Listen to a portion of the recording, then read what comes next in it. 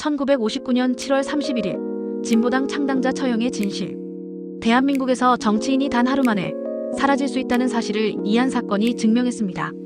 1959년 7월 31일 진보당 창당자 조봉암은 법정에서 유죄 판결을 받고 바로 다음날 교수대에서 사라졌습니다. 단 17시간 만에. 조봉암은 1898년 인천에서 태어나 일제강점기의 3.1운동에 참여하고 교도소에 수감된 독립운동가 출신이며 이후 사회주의 활동가로 성장하였습니다.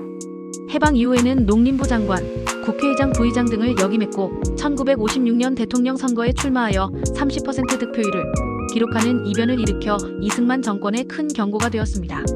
1956년 진보당 창당으로 조봉암은 유력 정치 세력으로 부상했고 평화적 통일과 사회복지를 주장했습니다. 그러나 이승만 정권은 국가보안법을 강화하고 언론을 통제하는 등 반대파 탄압을 가속화하였고 결국 1958년 조봉암은 간첩죄와 북한 자금 수수 혐의로 구속되었습니다. 여러분은 조봉암을 야당의 정치인으로 보시나요? 아니면 국가보안법에 희생된 민주주의의 희생자로 보시나요?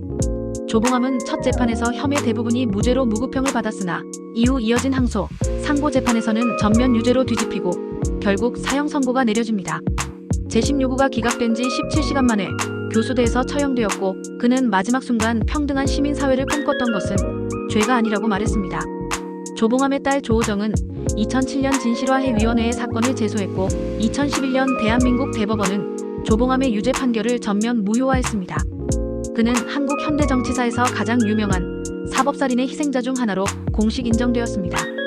딸은 오랜 세월 고통스러웠지만 이제 아버지 무덤에 문구를 새길 수 있게 됐다고 말하며 눈물을 감추지 않았습니다. 당시 기소의 핵심은 북한 자금 수수 증언이었지만 이는 군 정보관 양 씨의 진술에 의한 것이었고 증언의 진위가 매우 불확실했습니다. 대법원은 군 정보기관이 임해 조사한 진술은 적법하지 않다고 판단하며 증거 능력 자체를 부정했습니다. 진보당 동지들과 시민들은 처형 이후 침묵하였지만 민주화 이후 진실화해위원회와 시민단체의 노력으로 그의 명예회복은 공동체의 상처를 치유하는 과정이었습니다. 조봉암의 사상과 자유평화 메시지는 후대 정치인과 시민운동가들에게 깊은 영향을 미쳤습니다.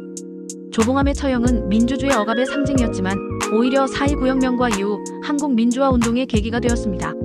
그의 죽음은 단죄가 아닌 정의회복의 불씨로 남았고 한국 정치사의 깊은 반전의 서막이었습니다.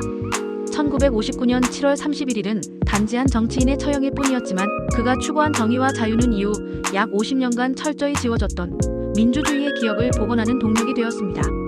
그의 삶과 죽음은 민주주의를 향한 한국인의 열망이 어떤 희생 위에 세워졌는지를 상기시킵니다. 여러분은 조봉암을 정치 조작의 희생자로 보시나요?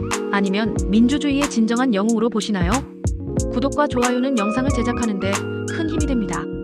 구독, 좋아요, 알람 설정도 꼭 부탁드립니다.